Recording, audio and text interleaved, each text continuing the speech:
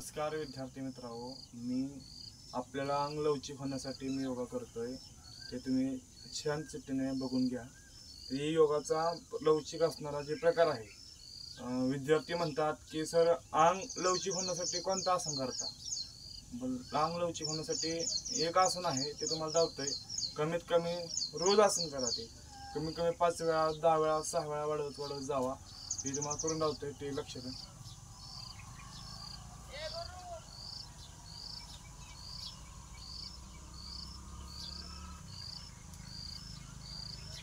जेवढा माग लावता येईल तेवढं लावायचंय, कमीत कमी 10 वेळा करायचंय।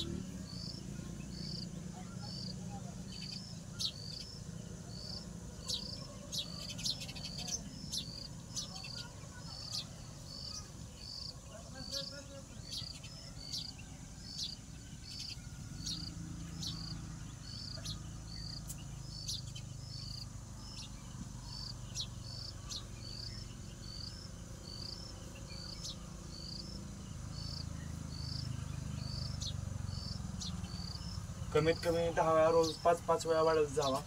अंग आपलं पूर्णपणे लवचिक होणार। आपण कोणताही आसन करताना अंग आपलं पूर्णपणे लवचिक होणार, जास्त आपलं सराव होणार। तुम्ही रोज कंटिन्यू वाढत गेलं की तुमचं अंग लवचिक झाल्यावरती तुम्ही रोज आसन करू सुरुवात करणार आणि तुम्ही कोणतंही आसन करू शकता। शीर्षासन असो, पद्मासन असो, चक्रासन असो, प्रत्येक आसन असो, ते तुम्ही करू शकता।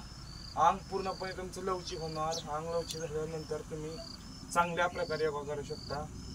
मुलांनो, योगा नेहमी करा। योगासन ही काळाची गरज आहे, जेणेकरून आपल्याला आरोग्य आपलं तंदुरुस्त घट्ट आणि फिटनेस जर बनवायचं असेल तर याला योगा महत्त्वाचा आहे। आणि योगाच्या माध्यमातून रोज योगा करा, एवढीच माझी कळकळीची विनंती। जय हिंद, जय महाराष्ट्र।